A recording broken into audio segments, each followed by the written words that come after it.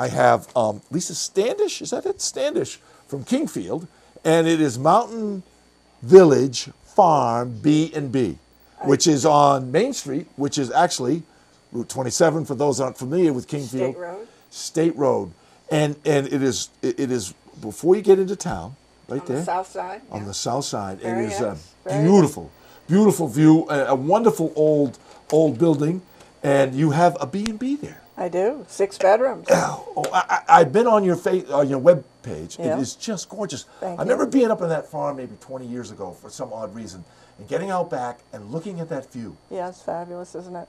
The panoramic view of the Longfellow Range, from the Bigelows right on down. It's Sugarloaf's right there. Spectacular. Now, how did you get involved? Are you from the area? You know, I was born in New Bedford, Massachusetts. Right. That fish town. And Yes. I was raised in Paris, France after the Second World War. As an adult, I lived in Gloucester, Massachusetts, and my career was in the fishing industry. Right. And I actually was working in New Bedford when I decided to make the move up here. And 9/11 was a big catalyst for me. Sure. Yeah. And so I landed in Kingfield because I had skied up here, bought a house, and didn't really know what I was going to do to support myself. And a friend of mine who knew I had developed a couple of B&Bs, I used to flip properties on the side, and I had turned a couple of them into bed and breakfast and sold them. Right. And she said, "You ought to look at this property, Lisa. It would make a great B&B." So I did. I bought it, and I made it into a bed and breakfast. I did a lot of renovation, Yes, you did. added bathrooms to every bedroom, and it was a really fun project. And Greg West was the builder who was able to help me do that. He did the work. And I opened in July of 2004 for business. Terrific. So I'm just starting my 12th year. And it goes like that, doesn't it?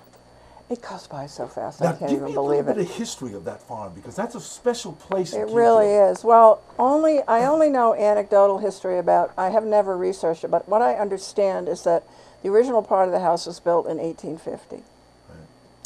And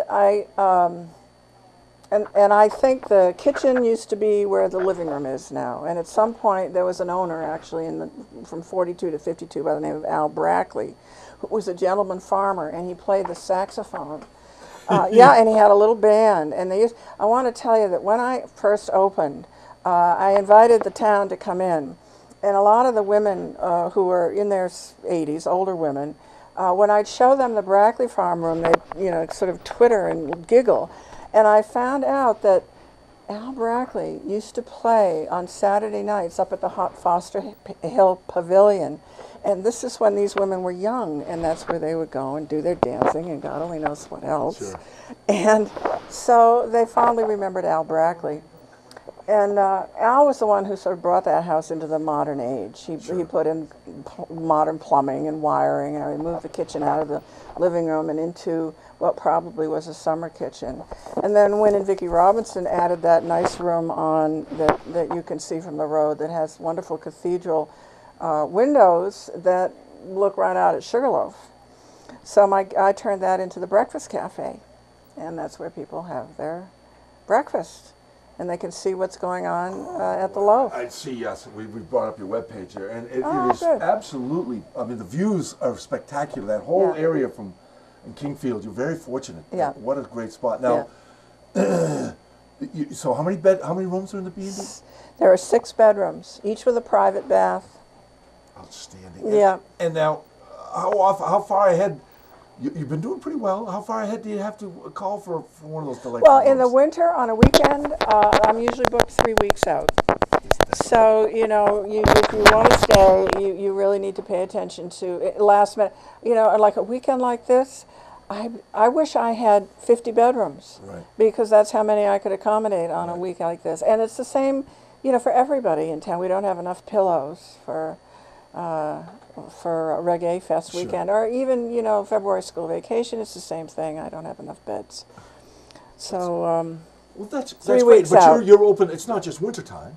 Oh no, year round. Yes, absolutely. Yeah, summer's just as busy as winter. Only it's an entirely different demographic. It's an entirely different pace. Do you know that Europeans travel New England in the summertime. Yes, I do. And I think the way tourism or New England is marketed to Europeans, they're told to go to Acadia National Park, and then they're told to go over to the White Mountains. And guess what? They stop at my place on the way. Perfect. So that's very nice. Lots of Europeans. And then, of course, I get lots of Canadians who are crossing over to get to the Eastern Maritimes for their summer holiday. Right. So there are those two groups. And then lots of people come up for hiking. And do you know that I am in the, I don't know if you know who I mean by AWOL, the Appalachian Trail Guide writer. And all the people who do the through hiking from Georgia to Maine take this guide, and I'm in it.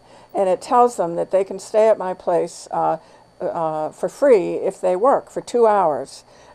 So they get room and board and 2 hours of work. And over the years, I have had so much I bet. fun with AT hikers, hearing their wonderful stories. And they go out and they work on the land in my garden, or they do clearing, all kinds of outdoor work. And I've gotten a lot done from that particular group of people. AT hikers. Outstanding. Or, of course, they can pay to stay, too, and I'll go pick them up at the trailhead and bring them back. So that's a whole other summer Yes.